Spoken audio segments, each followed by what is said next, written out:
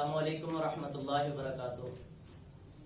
محترم سامعین، جس طرح ہم اپنے بچوں کو ہر نقصان والی چیزوں سے حفاظت میں رکھتے ہیں، بیان اسی طرح ہمیں اپنے بچوں کے کان اور آنکھوں کی بھی حفاظت کرنی چاہیے۔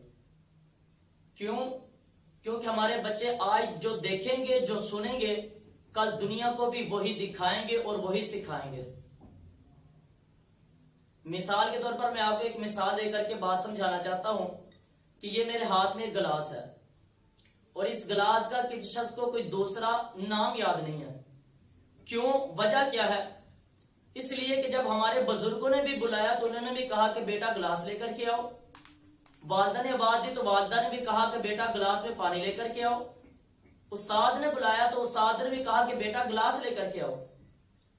تو ہمارے بچوں نے یہ ذہن میں محفوظ کر لیا، اپنی میموری میں یہ سیو کر لیا کہ اس گلاس کا نام صرف دنیا میں گلاس ہی ہے، کوئی دوسرا نام نہیں ہے۔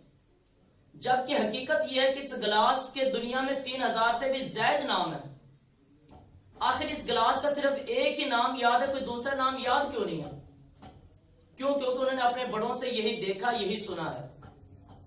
یہ ہے ایک پہلو۔ آئیے اب دوسرے پہلو کی طرف۔ قریب ایک بچہ کھڑا ہو، ساتھ سے کوئی دوسرا شخص گزرے اور تھوڑی سی کونی ساتھ لگ جائے تو ہمارے بچے ان کو ایک ہی بجائے ہزاروں سناتے ہیں۔ آخر کیوں؟ وجہ معاملہ کیا؟ گلاس کا کوئی دوسرا نام یاد نہیں ہے اور ادھر ایک کی بجائے ہزاروں سنا رہے ہیں۔ کیوں؟